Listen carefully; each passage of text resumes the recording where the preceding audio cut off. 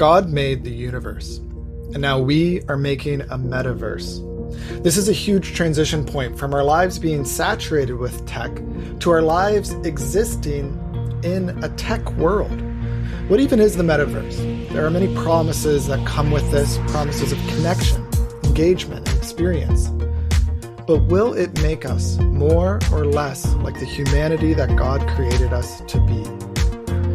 The Bible does speak about the metaverse, not directly, it doesn't call it out by name, but it does give us some principles of what it means to be human and how we are to live. Today we're going to talk about the metaverse. We're going to figure out what it is, we're going to figure out how to engage in it as it slowly encroaches upon our lives. Joel, what is the metaverse? Can you help me understand it, please? Probably the easiest definition is that it's a simulated digital environment. There's a lot of technology that goes into creating this digital environment that you can interact with or in, like AR, augmented reality, VR, there's blockchain. But there's really a gradient for the metaverse. It was actually coined by Neal Stephenson, who wrote about it in his 1992 novel, Snow Crash. So a lot of creators have been talking about this concept of a metaverse, which is really another domain where we can go and interact with. You've heard in Marvel of a multiverse, which is kind of like multiple universes. So this is just another concept of, instead of a whole universe, it's just like a digital realm that we can go and participate in. So it's specifically a place like Reddit you go to and you can interact with people on Reddit. It's text only, or I guess images as well. And this is similar to that. It's like going to a website. Yeah. That's exactly what it is. I think like the distinction that people are just trying to make with this concept of the metaverse is that it's more immersive than just going to a website. So going to a website, you are sitting in front of a computer or on your phone, you hit the URL and you go to the website and you can interact with the things on that website. And the metaverse aims to just bring it to another level where you actually feel more, like part of that realm. So more immersed. So actually like you're physically, or you feel this presence of being in the website rather than just viewing the website from afar. And I think that's really the transition that people are going to want to understand. Okay, so I've done VR, like I've done virtual reality. You go to this place, you put on these heavy goggles, and then you have these controllers in your hand and you interact with the world. It was very much like in a video game, definitely way more immersive than a normal video game. Like you kind of dream about it afterwards, and you're almost disoriented coming out of it, in the same way that like you're on a cruise ship or whatever. You get off that cruise ship and you're like, oh, okay, stable ground again. It feels kind of like that, like because all your visuals are consumed not just by a small screen in front of you, but everything around you. You look around and you're part of this universe. So it is immersive. Like I think that's just the reality of it. It is the next extension of how we connect, even though we're not physically with each other. Yeah, and it's going to be a gradient as we continue to progress there. Like the most famous one is the movie called Ready Player One, where the person, the protagonist in the show, puts on this like gear that transports them to this virtual world, and they actually like all of their senses are now integrated. So you can like smell and touch and feel. But what we're probably going to start with is more about the visual. We'll see a couple technologies come into the space where they're going to say like, oh, we figured out a way to simulate touch, or we figured out a way to simulate smell. And that could be anything from, recreating the feeling of touch on your fingers or in your hands, like giving you grip and pressure. Or it could be, all the way to the extreme of like Elon Musk's neural lace project, where you're actually sending neural impulses to your brain to register these feelings. And that's like, very in the future type thing, but it's being worked on now. So there's definitely a gradient. And in, I would say, yeah, the next few years, we're going to see a lot more players come out with pretty impressive technology. Like if you've tried VR today, like you said, it's like, oh, it's already pretty good, where you actually put the headset on and you feel like you're in this other world, and you have this, back in the day, people used to get nauseous because the screen movement wouldn't line up with the movement your body felt, in your inner ear. So that disconnect, your body would be like, oh, I've been poisoned, should feel nauseous, throw up because like something's off. And that's kind of, how we've developed that trigger of nausea. But now the newer headsets within the last year or 2 years, they don't have that element of nausea because everything's syncing a lot better. So yeah, we're really going to like keep going on this gradient of like creating these more realistic experiences. Mm-hmm. And it might get to a point where, because of the improved sensations in this virtual world, people will enjoy that more than reality. Like in the movie Inception, where they go into a dream state and then they just want to stay in the dream state because they can do all the things that they want in the dream state. So they want to stay there. Or in Ready Player One, I think the story ends with, in order to make this not so addictive, we're going to reduce it to only 5 days a week that you're allowed to engage in it.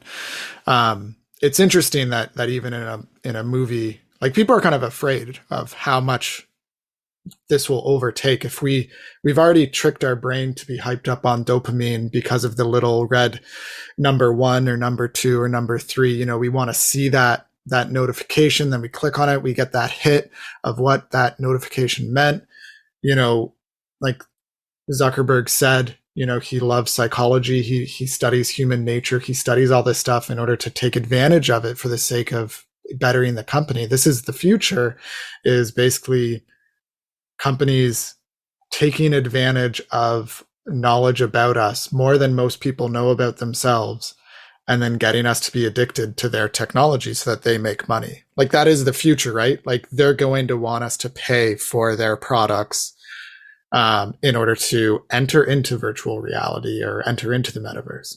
Yeah, there's definitely like a commerce part of it, right? Like, people are creating these spaces so they can sell you something ultimately. Like, Nike makes shoes so that you could sell, or you could buy their shoes. Nike's making shoes in the metaverse right now. And they're making shoes in the metaverse, yes. But they're why? Who would buy that? I don't want digital shoes. Isn't that dumb, right?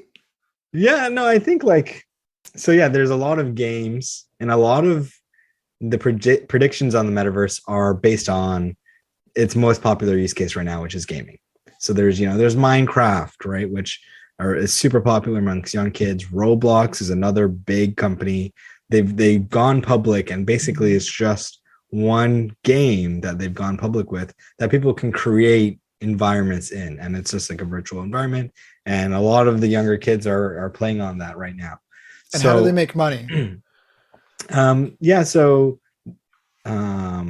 People can purchase digital content. So if you have an avatar and you want to dress your avatar with cool clothes, you'd be able to buy the clothes that you want for your avatar. And it's kind of tapping into the psyche of, why do people buy clothes? Why do people buy name brand clothes in the real world when you could just wear a white t-shirt, right? And it's part of showing and expressing your character and your personality. So I think that same sort of psyche is going to translate into the metaverse, which is why people are like, yeah, I'm going to buy Nikes because I'm a Nike hype guy, and I'm going to want to portray that personality in the virtual world with my friends, and also in the physical world when I go show them my Air Force Ones and classics and stuff, and some of that culture that I'm able to share as part of my personality and character. And I think this basically touches on what you mentioned. People are going to want to spend time in the metaverse as opposed to real life, but that's not unique to the metaverse. Like you said, and today in social media, there are a lot of people spending time on social media rather than connecting with people in real life. So it's already exposing, the psychology of people today, and where they focus their energy based on where they get dopamine from. So if their friends are in the metaverse and they get like that enjoyment of hanging out with their friends in the metaverse, they're going to want to spend time there, and this was really evident over the pandemic, rather than being at home, disconnected. Yeah, I think the clothing metaphor is helpful because that is a technology that we already experience today and have changed our experience of clothing over time with the trends of the age. So is the metaverse just another trend? And I think it's ignorant for Christians to say, well, the metaverse is just wrong because it's not real. Therefore, I will never engage with it, because we can't avoid, as Christians, being part of our modern context. Like, we just can't avoid it. We're embodied creatures that live in a place, and there might be a time when, just like Zoom calls are so prevalent today, and so are phone calls even, so too will there perhaps be a day where that's coming as well. And this is something that I picked up from a recent podcast from Greatest Commandment. So there are 4 theologians from 4 different countries, and they talk through the Neo-Calvinism tradition. And so they have to say this. But also, read Robert Cavolo's work on fashion theology. The fact that we're using suits and we're wearing suits to teach, to formal events, things like that, that's a very modern way of thinking. People didn't used to dress like that in 16th century, 17th century Geneva. The modern suit is a reflective of an Enlightenment way of inhabiting the world, and it has particular philosophical, ideological roots. And those, I think, who still want to go for representation are still wearing suits. They're still writing with the sense of, I need to write in a scholarly, respectable sort of way, in terms of rigor and things like that. And so I think what Bavinck would often say is that there's a certain naivete to denying modernity with a small m. And there's a sort of naivete to just say, let's go back to the past. Because if you're living to today, God has given you these conditions, and you are not a blank slate. You're always within and embedded within, embodiedly within a particular context. Yeah, so that book, Fashion Theology by Robert Cavolo, I found that section on the invention of the modern suit so fascinating as well. In Scotland, if you wear a dark suit to church, that's one of the social identity markers that says that you are a very conservative Christian who probably doesn't think that modernity is a very good thing. And yet the suit was invented in the French Revolution. So it doesn't go very far back in history, and has a very distinct modern history. So essentially they're saying you can't avoid the modern age that you live in. You can't avoid whether or not there's a doorbell as a common way to interact with people in the home, or something to knock on the door. You can't avoid if all of a sudden the metaverse is the common way for people to have meetings for their workplace. Like, it's not fundamentally wrong to use the technology and the clothing and the styles of the place you're living in. Yeah, no, it's really a good point, because there are some people who are like, okay, we're not going to use cell phones in cars, right? We're going to use horse-drawn carriage. We're Amish, we're Mennonite. We're going to stick to these like traditional ways, but they are definitely like the small percentage. And it doesn't seem like there's, at least in my view, any like biblical backing for taking that, not going to use the technology of the time. Well, now we get to the interesting part, because I do want to bring up the positives first before critiquing aspects of what the metaverse could do. Because I do think there's positives, but I think we need to understand why it's positive. We should still question whether or not we should use technology. I just want to say up front that there should be a default position that God is the God of all technology. God is the God of all history. He's not surprised by Zoom calls. Like, he knew that was coming. He knows what forms the metaverse will take before any tech CEO here on earth does. So because God is the creator of all things and is kind of understanding the beginning and the end, the alpha, the omega, we shouldn't be surprised by technology, but we should still be reflective of our use of it. So how do we determine our use of different technologies? I think we would have a better conversation right now, me and you, Joel, if we were together in person. Yeah. Why? I agree. Just a feeling like, yeah, sometimes I interrupt you. We don't have that feeling of presence, of being together. And that allows us to have better context, better nuances to understand each other's body cues and really connect on a deeper level. Yeah. So there's just that understanding. And we all feel it. We all felt it during the pandemic when we couldn't see each other as often.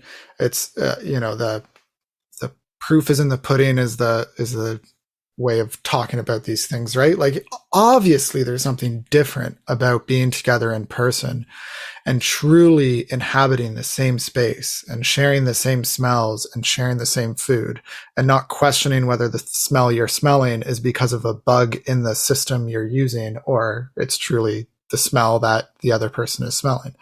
Like Christianity has this basis of embodiment. It really is important to Christianity. Yeah, to be together in person, right? Like, people very serious about taking communion in person, right? That's like one of the hot topics. Yeah, of course it is, because what are you doing taking communion online, clicking a button? Like, I'm sorry, that was just not what Jesus taught. And I think one of the common things figuring out the importance of meeting together is the passage in Hebrews about like, do not neglect gathering together. But there's also like, you take a look at books of the Bible, like 2nd John and 3rd John. They are so short. Why? They're like pretty much an extended text message. Like 2nd John, it doesn't even have chapters because it's so short. Nobody's heard a sermon series on it, but maybe we should. It's literally 13 verses. And in verse 12, it says this: I have much to write to you. Okay, then why is it only 12? Why is it only 13 verses, right? I have much to write to you, but I do not want to use paper and ink.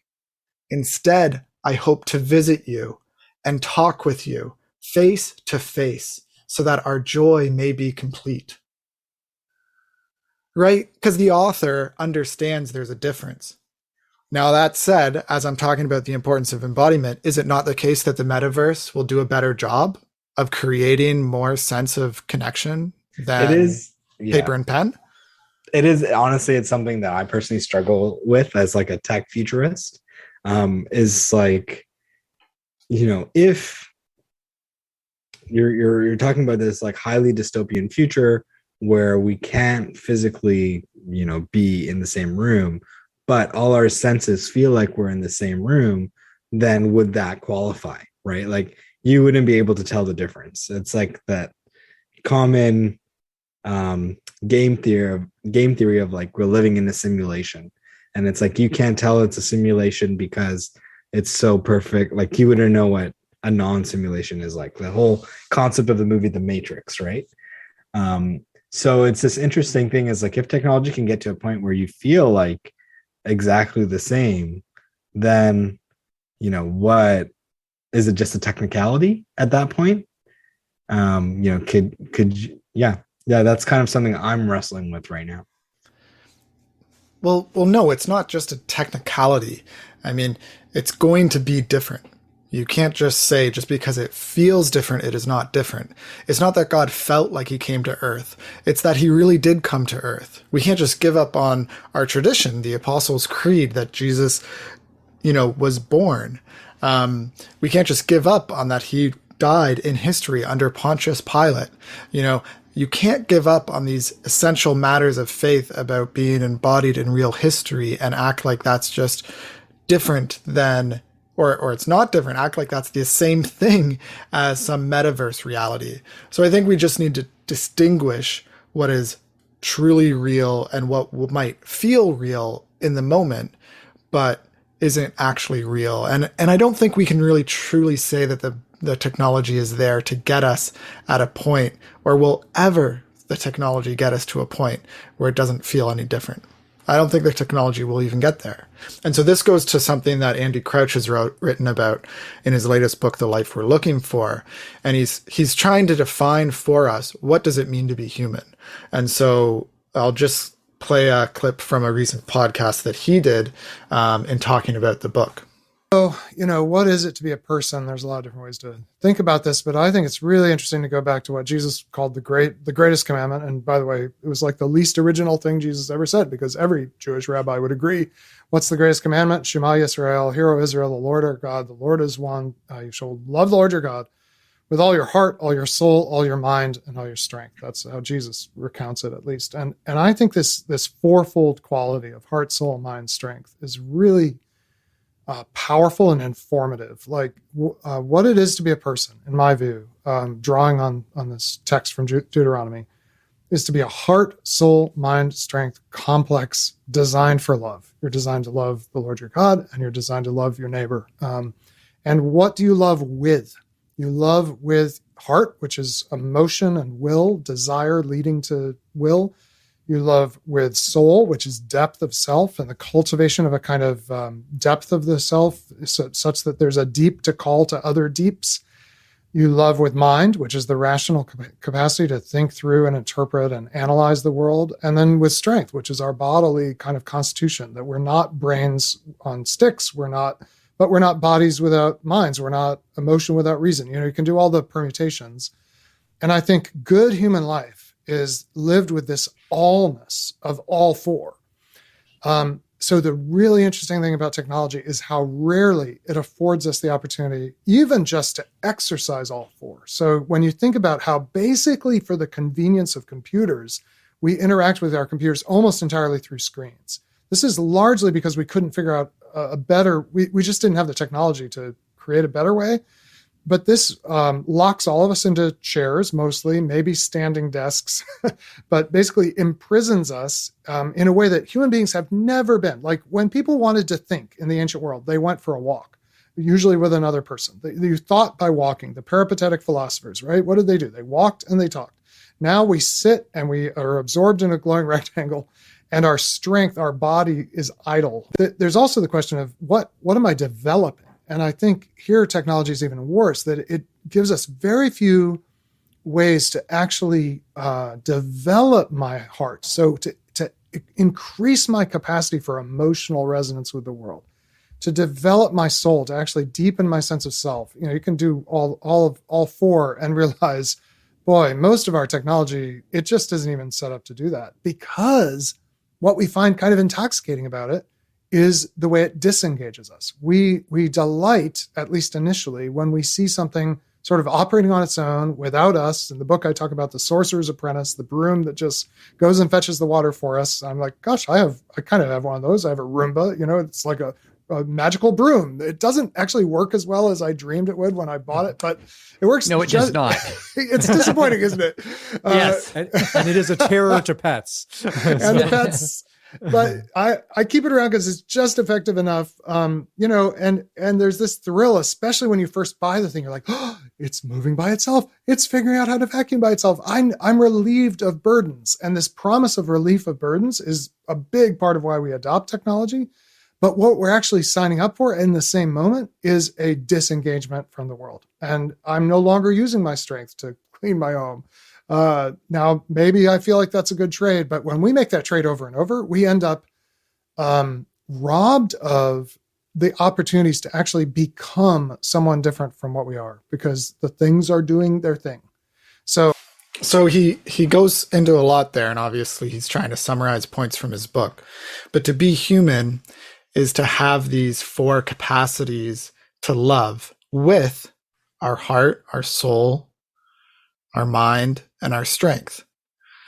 To reduce us to just one of those four would reduce who we are as persons and who we were created to be and to develop into. So how much does the metaverse engage us on all four of those levels? And does it do that well?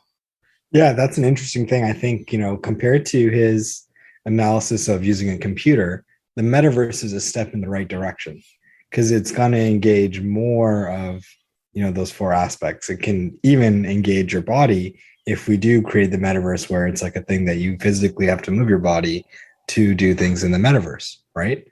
So I think, yeah, like it's a step in the right direction in that sense. And I think, I don't know, a lot of what he said is something that I'm not 100% on the same page with, in the sense that, like, if you have like assistive robotics that's going to help you lift a box that you weren't able to lift with before, right? So you're using less of your strength.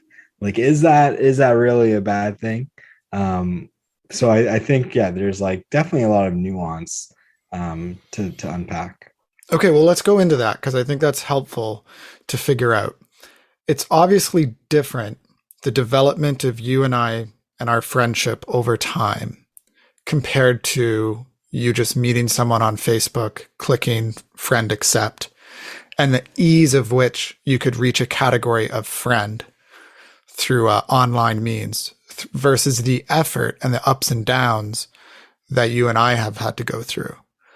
There's something different between doing something that requires effort and then reaching the outcome versus just having that thing granted to you at the click of a button. Yeah. So, like, using that example, really, it's like coming back to creation, where we were told we're going to toil the earth, to eat, right? And it's like, okay, back in that day, we literally had to like use like these really archaic tools, like a shovel made from bones or something like that. And then now we've come all the way where you're sitting in a tractor or like some automated equipment that you can really like do that without using as much physical labor.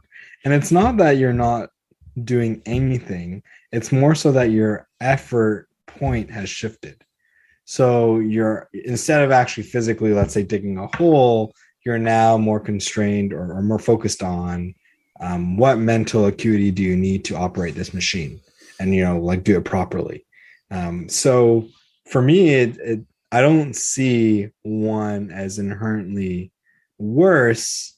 I think provided you have the caveat of like, okay, like, yeah, like what is it doing to your physical health, right? Like if you are sedentary, obviously that's like not good. But are there other places where you would change your effort to compensate for that?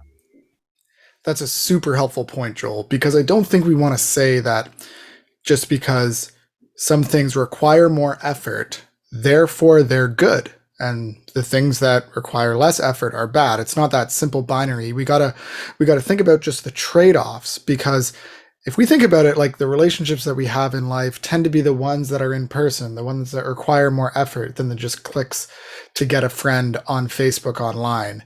The friends we have in person are just fundamentally different than the ones online. And it doesn't have the influence of technology impacting your dopamine every other second. Like you're not seeing, oh, you just talked to another person, increase life point, as if you're in some Sims game, right? Like I do worry as technology encroaches on our development as a species. Like if you think about your children going into elementary school and using technology in order to learn, and then everything becomes so seamless to hit that dopamine so quickly, we actually lose our, like, sure, you learn faster, less effort, great, superpower, great. But then what does that take away? It takes away your ability to sit and read a book for more than an hour. When's the last time people in our day were able to literally just sit down and read something without their phone? And most people read on their phone. I'm guilty of this too. I'm more of an audio listener of books than a reader of books. And I find myself getting so, impatient with books, even though I know I should read them. But that we need to develop, period. We need to develop as humans. That's what we were supposed to do. And that's going to take time. It's going to take process. It's going to take effort. But that's a good thing to pursue. Yeah, it's such an interesting thing to think about. Like, there are definitely trade-offs, with adopting technology. And I think with the invention of like, let's say writing, taking a step back, before you would have to have this wide, expansive memory to recount all stories verbally. And like people would do that. And then when writing came along, it's like, oh, I don't actually have to use that part of my brain as much because I can write it down and just look and reference it for later. So I think, like there's definitely a series of trade-offs, and it has been happening, for humanity as we continue to develop technology that God obviously has like created. And like you said, he's not surprised about it. Like he's created physics and everything that we use to reveal kind of his glory. So I think, like it's just a matter of, for us as Christians, evaluating that trade-off and saying like, okay, like, let's say I'm going to use this technology and that means I'm going to be less physical. Like, how do I make up for that shortfall, right, in another area, to kind of pursue this goal of, being a well-balanced human, or the life that kind of God has called us to live. Mm-hmm. Yeah, I just worry about a hyper reduction of the 4 categories to times of the day. So that now you're developing your mind with your devotional time, and then you're going to develop your heart with like a time with your spouse or a devotional time with God too. It's like machines. He actually uses this in the book, but I learned it in my kinesiology degree as well. Like going to the gym and using machines is just stupid. Because you only develop one muscle group at a time, rather than free weights, or like just being active and doing the activity you're supposed to be doing is going to develop you in more of a holistic way and actually prevent injury and make you more agile to do more types of things.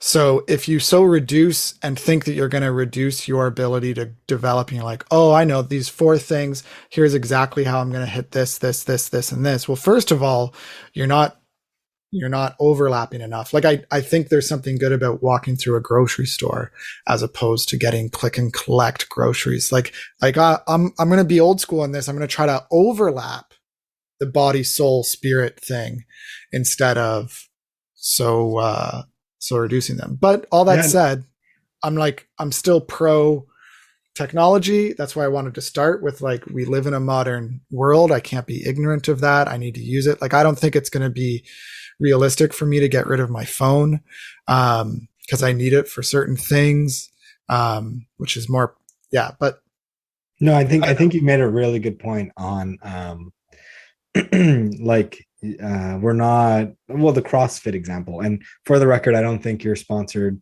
by CrossFit. Maybe you're an advocate for CrossFit, but that whole concept of like, lifting free weights and focusing on one muscle group versus doing like real world exertion, which does multiple muscle groups. And there's that whole kind of argument in favor of CrossFit for those reasons, because it's more practical than a leg press, for example, exercise. So I think that like analogy does carry over to this concept of technology, making us only like, okay, I'm already in the state where it's like for 8 hours a day, I'm sitting or standing at my computer doing my work, rather than like, earlier in my career, when I was working on actual vehicles, I would have to walk a lot. I would have to like move things and like take things off of a car and build things. And I was really using my hands like, 4 or 5 hours a day.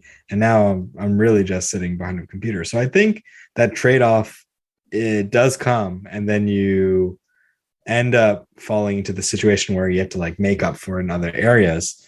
And that's definitely a risk and concern. Maybe the advantage, though, like the opposite argument, is that like being able to focus your energy into one channel can maybe allow you to be more effective. I don't know. I'm not saying it's necessarily true. But if, like you spend 1 hour of intentionally working out, is that more effective than like 8 hours of going for a walk? I don't know but that's sort of like the gist of what I'm trying to think through. Yeah, I saw Brad East comment on Andy Crouch's book, and he kind of said a lot of what he's describing is great from a theoretical level, but practically it's very difficult for most people to live out. Like, what does this actually look like for the common person, for normies? Like, is the word that he used.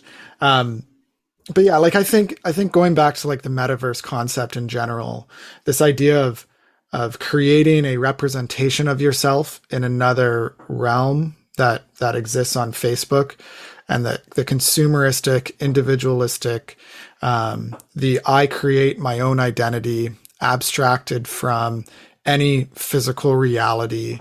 That's what the metaverse is going to be, in all likelihood. And it will do something to us when we are constantly thinking about, okay, who do I want to be today? You know, not just the clothing, but who, like, what people will be able to change their skin color in the Right. in the metaverse. Don't we have an issue with that? Like, people representing themselves apart from their physical characteristics, which I do think, I mean, it's funny, in our modern age, people would be okay with some things like gender being changed into the metaverse, but other things like skin color not. And I would ask them to be, to reflect on the consistency of that, and to reflect on the significance of our physical selves, that we were created, to be physical in the world. And there's a value to that. Now, there's pros and cons, and I'm not trying to be all anti metaverse. That's why I've kept adding caveats as I've gone through. You know, Paul says in 1 Corinthians that he's spiritually present with them. What's he saying there? That's kind of ridiculous, right? For him to say that, you know, though I'm absent in the body, I'm present in spirit. For my part, even though I am not physically present, I am with you in spirit. There is some aspects of scripture that make you say, well, there's a spiritual significance that doesn't need the physical. But I don't think we can discount the importance of the physical representations of who God made us to be: short, tall, white, black. Every aspect of who we are physically is a part of how God made you, and shouldn't be discounted. Yeah. Yeah. So interesting. Like, I think on the physical representation, like, this digital self is already happening today. I think, like, most of us have Facebook and Instagram, and we have this like digital version of ourselves, which maybe in the beginning was like pretty much similar to who you are now. But as society has gone on, your digital self has likely diverged. Maybe it's a little bit more polished. Maybe it has like a little bit, I don't know, filters for Instagram, and like physically it does look different. And now with this like next level of metaverse, we're unlocking a new capability of how much more that divergence can grow, right? Where it's like you said, instead of just like facial filters and stuff like that, you can change how you're choosing to represent yourself every day, from skin color and stuff like that. And I think, like, you know, we used to maybe be uncomfortable with changing hair color, and then that became quite normalized. And the question is like, okay, like, will skin color follow that trajectory? Because right now, yes, like, skin color does have like a lot of meaning based on the society we live in, but at some point, will it just be a matter of preference? Because, you know, it won't be as critical. And I'm thinking like, you know, 100 years in the future, I don't know. But no, those are definitely good points to think about. There is an irony that in video games you have the language of skins, right? Yeah. What skins am I going to purchase and then put on for the experience of this game? And it's just something that I think deserves some reflection. Also, the consumer aspect of it, the fact that so much of this will be money driven. And just like we saw the development of Facebook, I think we're seeing this with Elon Musk and Twitter, discussions of like, wouldn't it be better if the monetization strategy weren't based upon advertising? If the metaverse is based around advertising, we know that will lead to a desire. We know that if it's driven by advertising, we know that then it's going to be driven to keep us on those metaverse devices as often as possible to see more ads. And that means they're going to develop it for addiction purposes.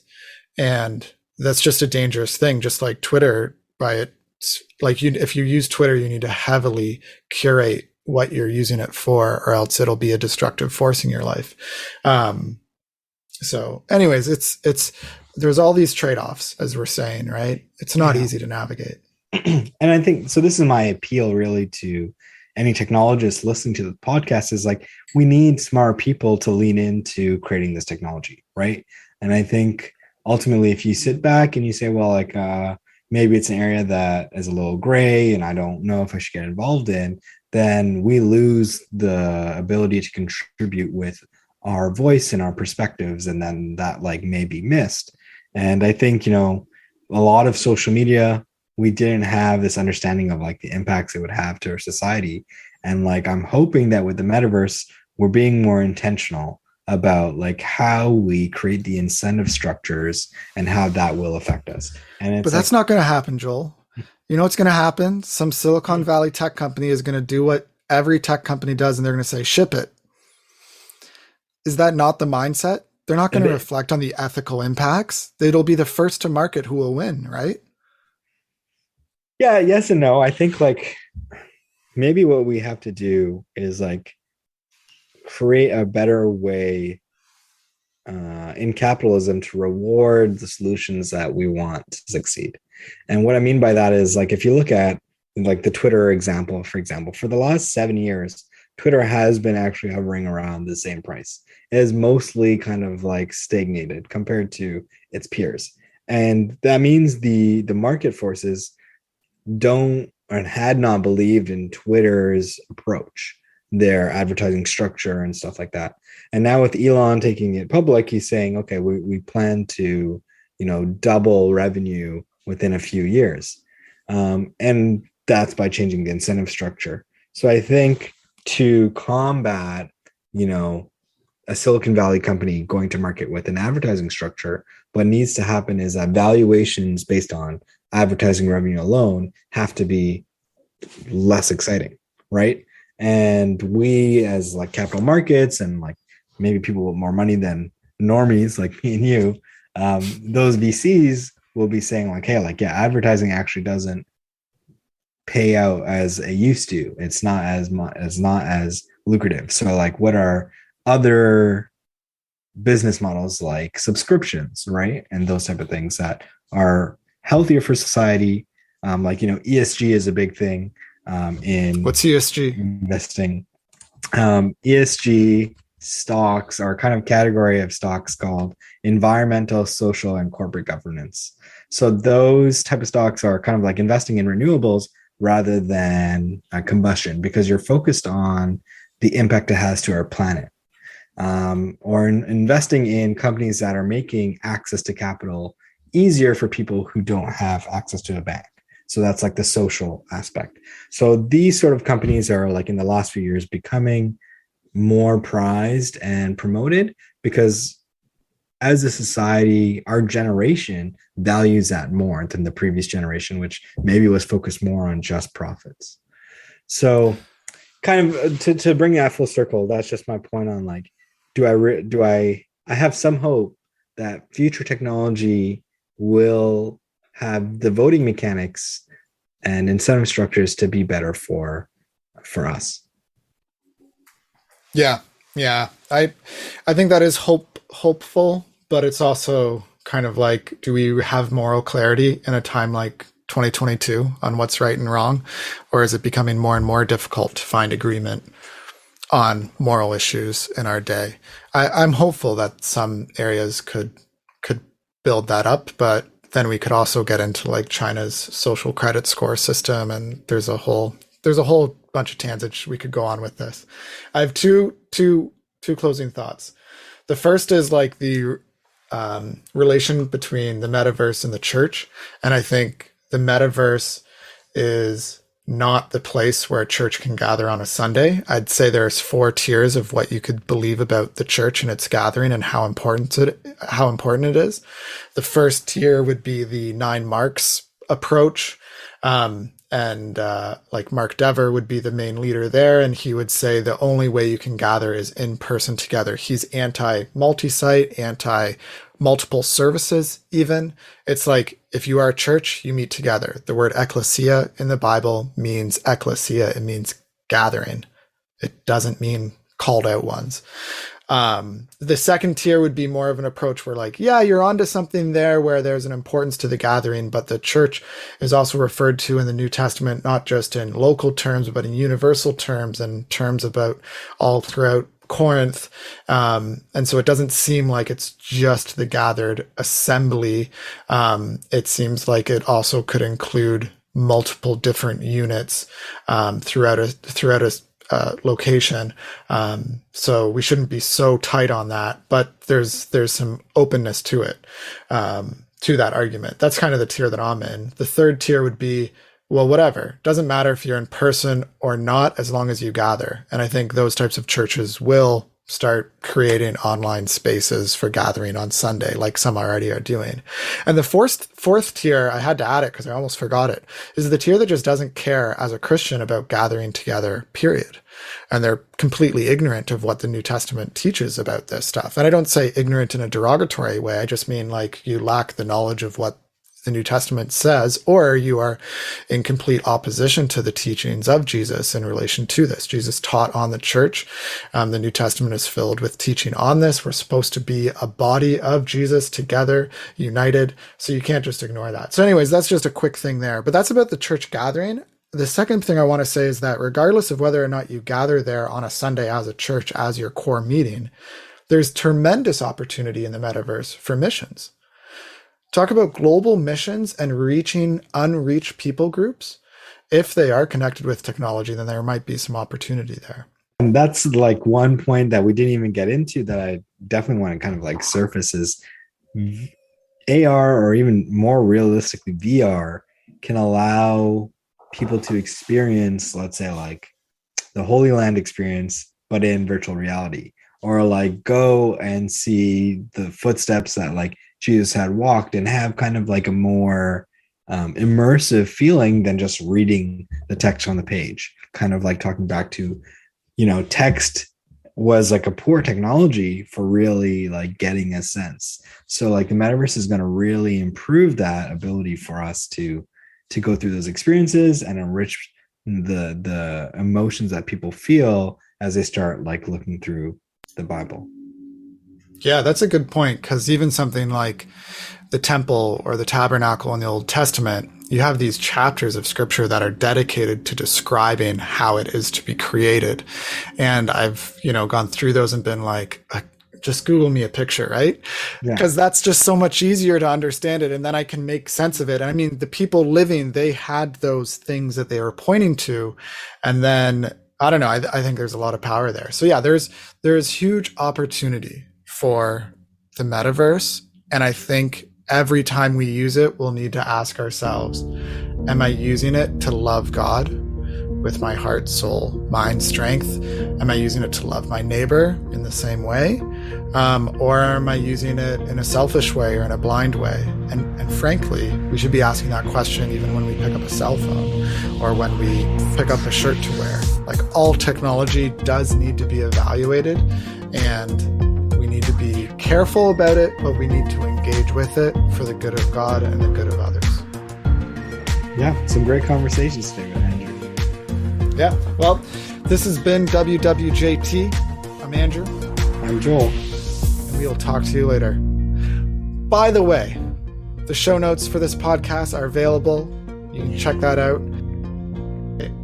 And if you guys think that this was a valuable thing to listen to, feel free to share someone else's podcast, because I don't think we're that valuable. So you got to listen to other podcasts, because there's other things we're sharing. And by the way, other podcasts could really use you, like giving them 5 stars and stuff like that. Don't give us 5 stars yet. Let us get bigger first, like organically. I don't want you to do anything for our podcast yet, because we need to prove ourselves first. But there's other good podcasts out there, and there's other good books. So go read those books. Go listen to good podcasts, and we'll talk to you later. See ya.